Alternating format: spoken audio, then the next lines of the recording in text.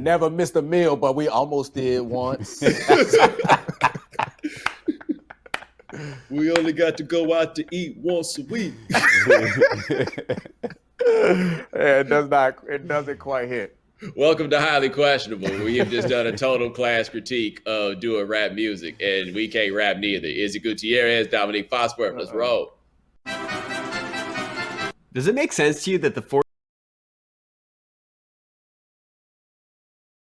All right, this is a report from Ian Rappaport of the NFL Network that this is what it's coming down to now for the 49ers, which is kind of in line with some whispers that we'd heard earlier that the 49ers were all the way into Lance before Chris Sims told us that he figured the 49ers would be taking Mac Jones, and then we all got on board with that one. Here's the part that doesn't make sense.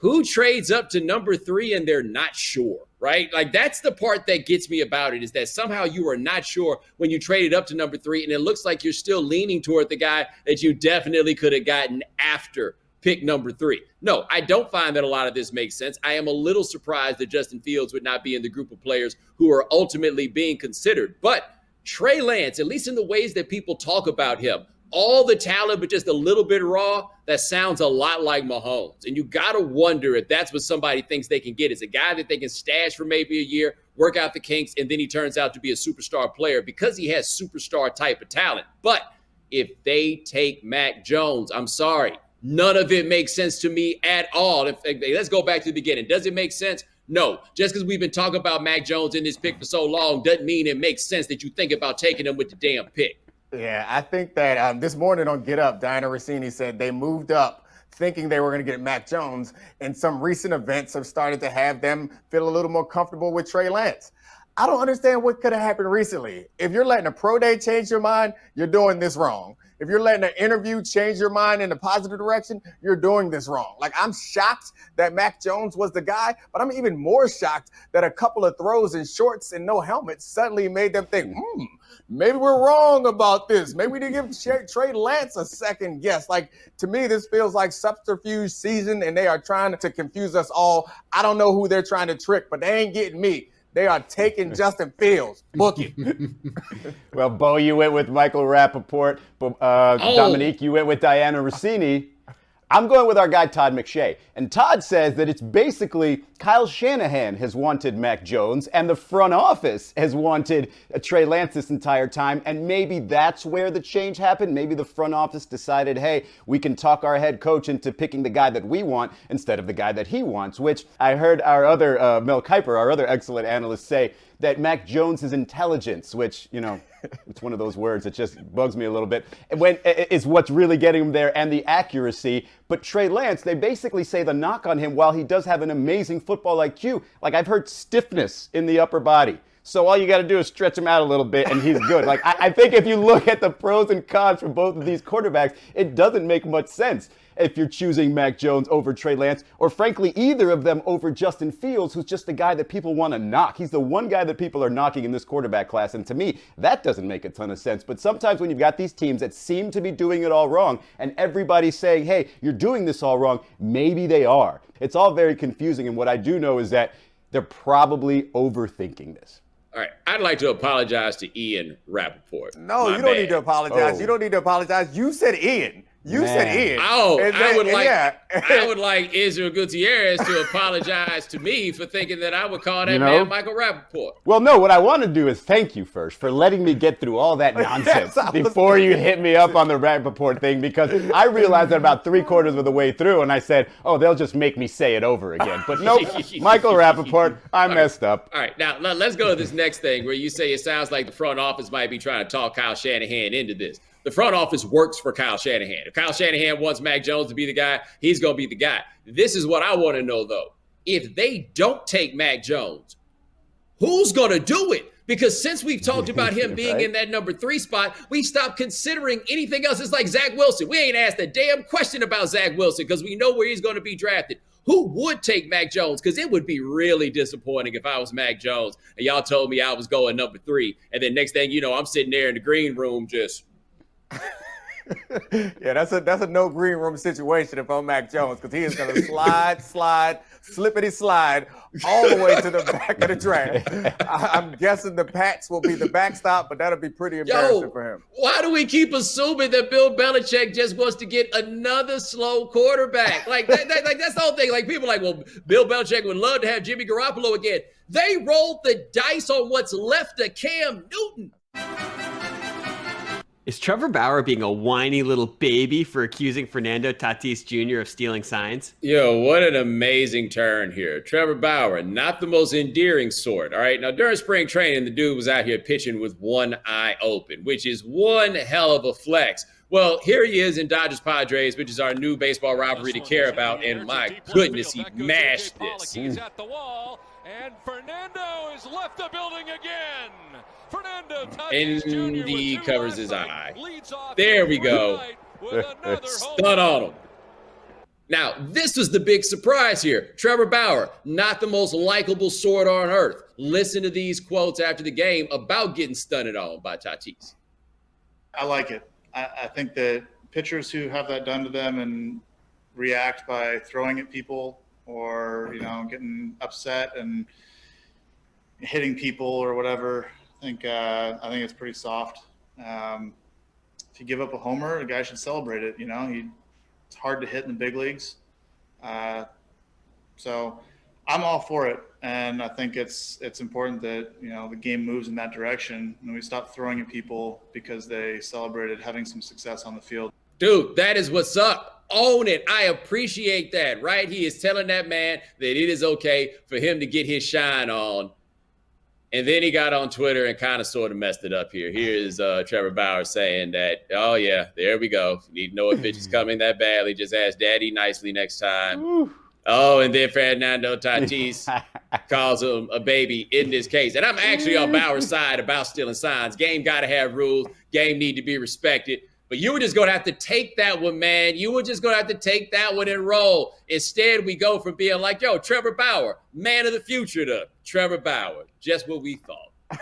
I mean, I understand how unlikable Trevor Bauer is. Even me, who doesn't really love baseball that much, like I know that about Trevor Bauer. But I felt like I liked him at the end of this. He put out a whole long YouTube video breaking down kind of facetiously, but also playfully, breaking down the highlights, and then also kind of gave some evidence suggesting that what Tatis was doing was peeking back to find out the position of the catcher so he could lean in and hit a home run. Like, I feel like Trevor Bauer is right about all of this, and I don't care who's right or wrong in these situations. It's just like we saw on that fight over the weekend with Izzy's boy Masvidal.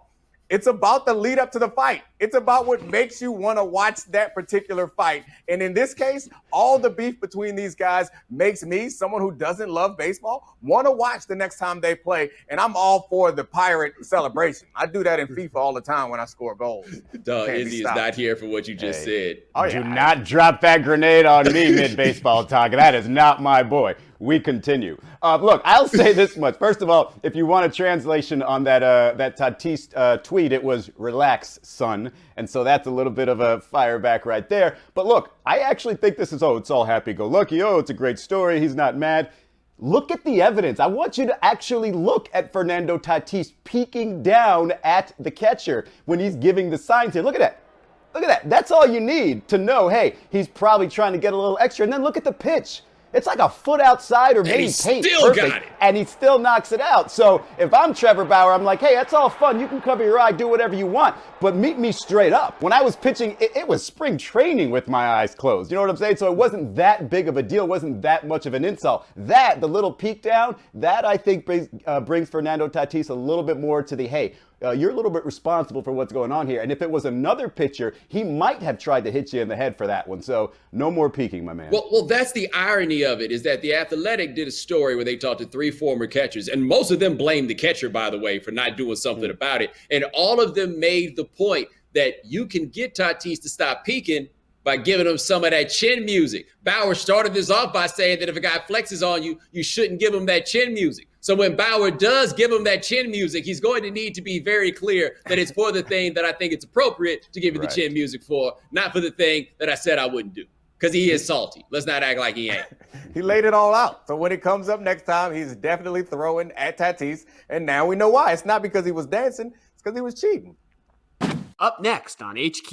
I feel like you gotta set a fire in a trash can in the locker room. You gotta do something to distract from the fact that you just pulled that shot in that particular moment.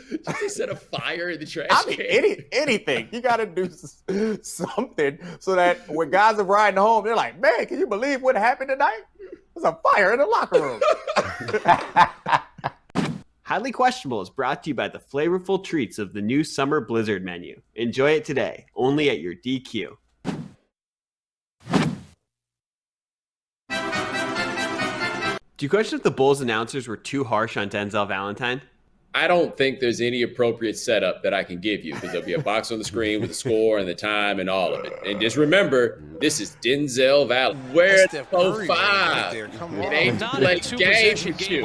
I don't know what to do. You can get a better shot. Yeah, no, the Homer analyst, the Homer broadcast crew will be, oh, we love the confidence of Denzel, just didn't make it that time. No, that's exactly how you're supposed to respond. He shoots less than 33% from three. There's a thread on Twitter that says Denzel Valentine is the worst player in NBA history, and then just shows you clip after clip of just terrible decisions. And this is on that list now. I think that we hear a lot about how Steph Curry is ruining youth basketball because all little kids walk in the gym and think they can shoot from anywhere. I feel like Denzel is one of those kids at this point. Like, just because you got the beard, a similar haircut to what Steph had before he cut it, you're of a similar complexion, you ain't got the range, bruh. But I do appreciate it for the laughing sake. No. Hold on. Let's run this back because I want you to notice something that goes on here. A bunch of dudes that are just like, why are we even here? Range right there. Come on. Look at number 17's head just go straight down. You think that when Denzel went to the locker room, he was like, man, shoot and shoot. I feel like that's what you're supposed to say in that moment. Anytime you miss a bad shot, shoot and shoot. The problem is I don't think that he qualifies as a shooter. Or did he try to come in like, sorry, fellas, we almost had it, baby. We close. We getting there, baby. We getting there. You gotta do something. Shot and we're right there. I feel like you gotta set a fire in a trash can in the locker room. You gotta do something to distract from the fact that you just pulled that shot in that particular moment. He set a fire in the trash can. Anything. You gotta do something so that when guys are riding home, they're like, man, can you believe what happened tonight? There's a fire in the locker room. Izzy, we were actually inspired by that Twitter thread. Check out this montage.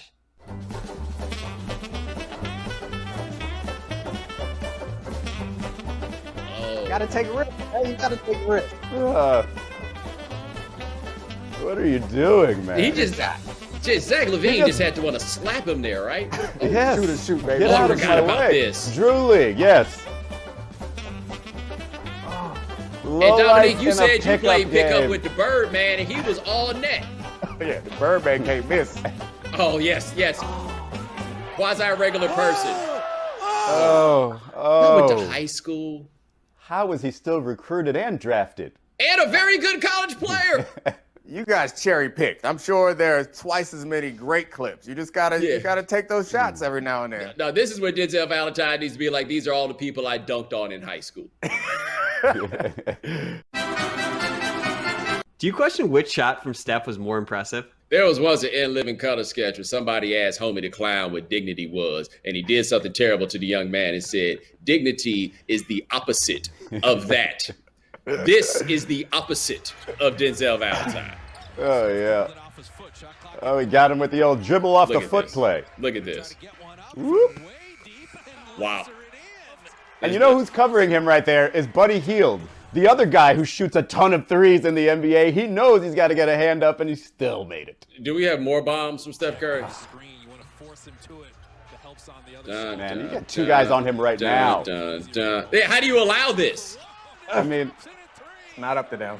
It is not up to them. He is telling you, I'm going for the 2-for-1 here because I'm not touching the basketball, and they still don't guard him. That's the Kings' mistake. Not even that impressive. It's a heat check at every moment now. Like, these are all heat check shots, except they're not. They're just shots. Yeah, they're just shots. The heat check shot is from beyond half court for him at this point, and I am proud and sad to think I remember exactly what you're talking about from Homie the Clown. I think he cracked some eggs on a little white boy's head, and he was like, dignity is the opposite of that. I'm old, or I got a good memory. I don't know what it is, but that's what happened, and you're right.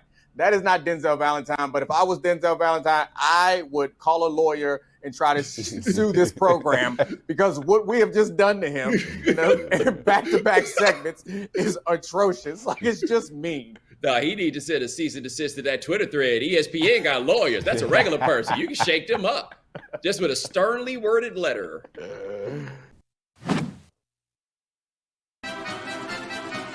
Tonight at 7 p.m. Eastern, Lakers and Magic. All right, so Jeannie Buss went on the All the Smoke podcast, which is not the podcast that I think she would show up on, and just wondering what they was doing before the podcast, because I know about the podcast. Anyway, here she is talking about the 5 most important figures. Important. Phil? Well, does he count as Yeah, the Laker? I mean, yeah, okay, absolutely. then Phil. After y'all break up, you don't have to tell those kinds of lies anymore, Jeannie. Like, everybody's like, oh, how could you not have Jerry West in this? How did you have Phil Jackson in it? You know how mad Pat Riley is right now that he has heard this right here? Is you intrigued? Not intrigued by the game. Would like to offer this piece of advice is if you go on a podcast and they put you on a spot for a top 5 list, don't answer. Kevin Durant answered, got some trouble with it. This answer, it's terrible. LeBron shouldn't be on that list, of course, right? But you're putting you on the spot and you're taking answers from the host. You're just setting yourself up for a disaster there, Jeannie. What are you doing? I think the move is probably just to give 3 and then like, man, I can't fill these last couple spots out. And then you just move on and you let everyone suggest all the other people that they think belong in there. But you got to get those first 3 right. I mean, you can't go off the rails with your first choice. You can't forget number 1, Magic Johnson. Like, you can't be reminded of your number 1. That is the most egregious thing. As upset as maybe Shaq should be, or Elgin Baylor, Jerry West, Pat Riley. Like, Magic should be furious that his name wasn't the first or second. I guess Kareem is fair to be first. Magic's second if Kareem's first. Tonight on ESPN, Cubs and Braves.